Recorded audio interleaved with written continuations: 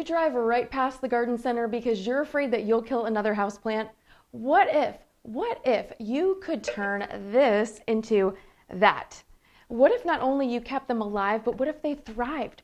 Would you even know what to do? Well, tonight I am quickly breaking down my top 5 to thrive healthy houseplant tips, guest starring a few special tools to keep your plants supported from the moment that you bring them home for years to come. And I'm here to simplify this conversation. So grab your slipper socks, grab the kiddos, because I am your green thumb woodland fairy hype squad of one, welcoming you to Throw It Out Thursday broadcast 233.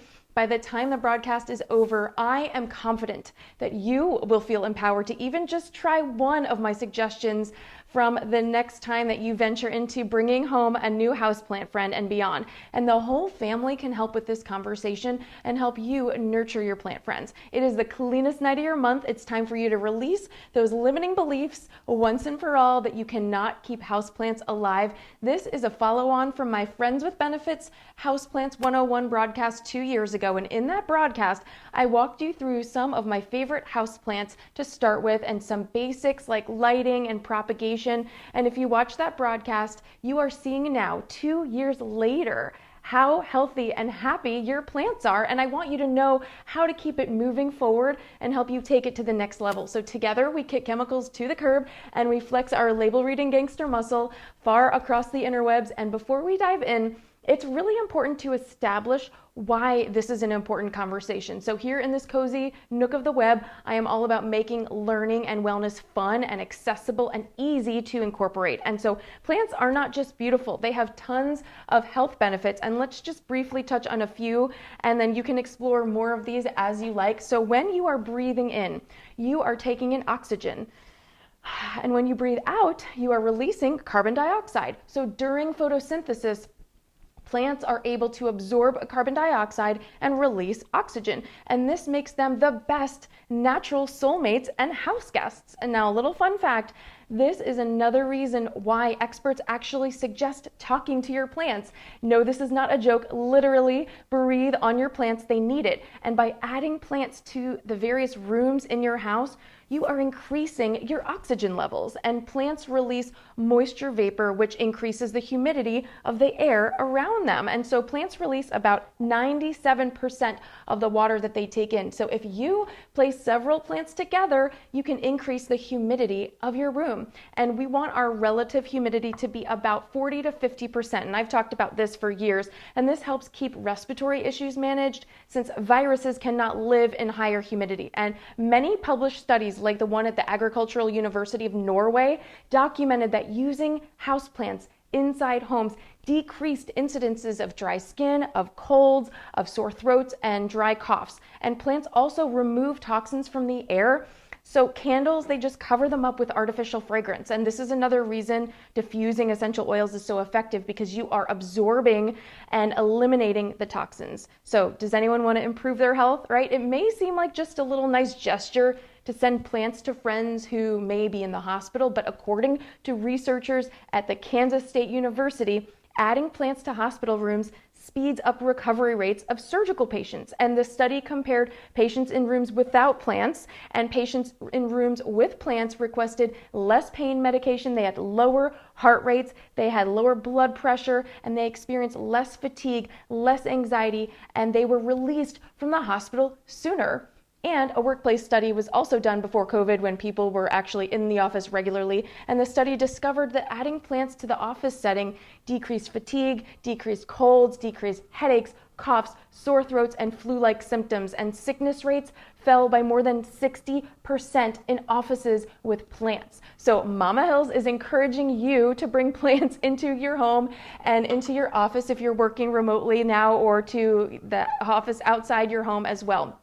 Lastly, mental focus. A study at the Royal College of Agriculture in England found that students that studied 70%, their greater attentiveness they had when they were taught in classrooms with plants. So in the same study, the attendance was also higher for lectures given in classrooms with plants. So if you need an end of year gift or something to give your child's teacher next year, maybe a plant would be an amazing gift. So reach out anytime for suggestions for hardy plants if you ever need any help with that. that. Now let's get to the good stuff to show you how to harness the foundation that we've established over the years and take it to the next level. Now, first up is my Grow Girl Healthy Leaf Mist, and this is your foundational step most of all. Now, a lot of time, testing, and research went into this blend, and it has worked so well over the last 2 years that I am even shocked at the results myself, and that's actually the foundation and reason for this broadcast. So first, I'm going to share the recipe with you. It's super simple. Just grab a bottle of any size. If you're just getting started, have a little, if you only have a few plants, just grab a small 6-ounce mister like this one. I also have a larger spray bottle to accommodate my large plant friends and refill a little bit less often, but choose your own adventure. Start small and you can always scale from there. Now the ratio is 1 drop of oil per ounce of water, so you can use any size sprayer you want and just scale to whatever you've got lying around. So to your sprayer, you're going to add 6 drops of frankincense, 6 drops of geranium, and 6 drops of lemongrass. And all of these essential oils encourage plant growth. And you're going to top with water. We use alkaline water because acidic water will affect your houseplants. And you just lightly mist both the foliage and the soil on top 1 to 2 times per week. Now, Sunday is our plant checking day, so make it easy for yourself and come up with a system that feels sustainable to you. And just pick a day or two a week to pop around and just observe your plants and put it on the calendar so it's a reminder. And try to do this during the daylight so you can really make observations. You can really see your plants well, and you'll see sometimes in my stories I share all the little new growth, and it's really fun to observe. Now, to give you a little background, once this formula was finalized, I tested it out with 3 baby plants that I quarantined to our guest room upstairs in March of 2020. And when I saw that they were all really thriving through the following month, I enlisted the help of some beta tester fellow plant mama friends, and their plants thrived as well. So as I mentioned before, now it has been 2 years and these plants are still thriving. Okay, so I cannot wait for you to try that, and you'll have to let me know how that goes. Number 2 is another one of the most foundational and most important tools that you can use, and that is a moisture meter to get to know the individual needs of your plants. So overwatering is the kiss of death for overzealous plant parents. And you're excited, you want to water it, you think that that's what is right, and it's pretty self-explanatory, but you will just drive this down right into the soil. That's all you need to do. Weekly, when you walk around checking your plants, you may realize not every plant needs a drink every week. So you can create a watering schedule when you walk around misting your plants with your Grow Girl mist. You can have a little moisture meter time with you, and at first you'll get to know your plants and your particular climate where you live. Do not water them if they are at the halfway mark. Wait until they are dry. This is a fundamental shift from perhaps what you have been doing, and set a smartphone reminder so you don't forget, and eventually you will get into this routine, I promise. So for example, every Sunday at 10:30, you can check your alarm. You can set your alarm and check your plants. Now first go around and see who may be dry, and then make a list or have your kids include this in their tasking of chores this summer while they're home. Maybe they can earn a little special outing with you or a special fun little bit of spending money for the summertime. And once you know which plants need to be watered, you can systematically just water those. And you can keep your kids, they can keep a log so you can see which plants are maybe a little bit more thirsty, which plants maybe retain a little bit more water than others. Now, especially while your kiddos are home for the summer, it can be a fun project for them to get into that groove with you and take ownership of that. And they can even earn maybe a little plant for their bedroom too. That would be extra special. Olivia has several plants in her room and she loves watching them grow, and it's just a really fun part of the daily routine that we have. Now, every plant is different and needs different attention. So for example, if you've ever had a peace lily, they're very, very dramatic, and they will completely droop over when they are thirsty, but they will spring back within minutes of you watering them with just plain water. And I water my peace lilies twice a week, and that's how I keep them hydrated and perky. But over time, it's by observing those things. Now, other plants like ZZ plants, like the one I have here, they're native to Africa, and they are treated like succulents. They are hardy. They do not need to be watered often. Actually, they thrive on neglect, so they make a perfect first houseplant for you. Plus, they grow really fast and the payoff is amazing seeing all of their new spindles. Our gigantic ZZ plant right behind me, this is an example. This was the first houseplant that we bought when we built our house in 2017, and now it's 2022, and you can see how big he is. And this was just a little clipping that I took from that, so that's really fun. Now my next one is one of my secret weapons, and that is using leca clay pebbles instead of potting soil. So do you have gnats in your house and in your house plants? Comment below and tell me as you watch. If you are ready to get rid of them for good, you are going to love this. And I owe all the credit of this to my oil bestie, twin flame, Ashley Hanby. She is the owner of the Hanby Homestead in Ellensburg, Washington, for teaching me all about leca. And you can follow her at Ashley Hanby. And during the pandemic in 2020, I had already done part 1 of this houseplant series. We were inundated with gnats, and I figured it was just from maybe a particular plant I got from a new garden center that set that in motion. But she told me to look into using leca, and I dove into the research, and within minutes I ordered my first 20-pound bag, and I never looked back. And the gnat issue has been solved, and my plants have never been healthier between this practice and the healthy leaf spray I shared earlier. What is leca? It's spelled L-E-C-A, and it stands for lightweight expanded clay aggregate. And these are the little clay pebbles that you will use instead of soil and instead of potting mix. And to use leca in the most straightforward, simple way possible, just place a generous layer of leca over the soil in all your houseplants and gradually transition over to using leca over time. So next time you need to repot a plant into a bigger pot, just use leca, shake off the soil, and fill it with the leca pebbles. Now, little fun fact, fungus gnats are not actually after your plants. They're interested in the organic material that's rotting in the soil inside the plants, inside the pots that are in your house. It's also where they lay eggs after mating. Excuse me while I shudder and cringe at the thought of that.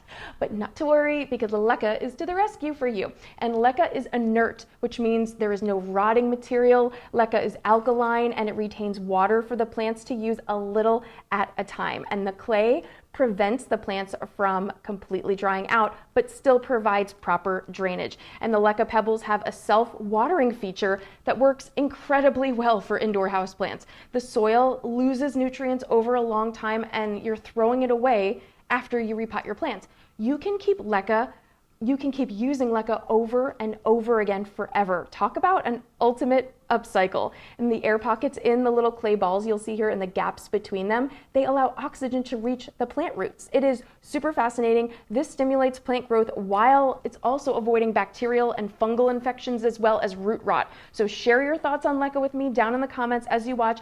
If this is your first time ever hearing of leca, let me know, or maybe you've been using leca for a while. I can't wait to hear.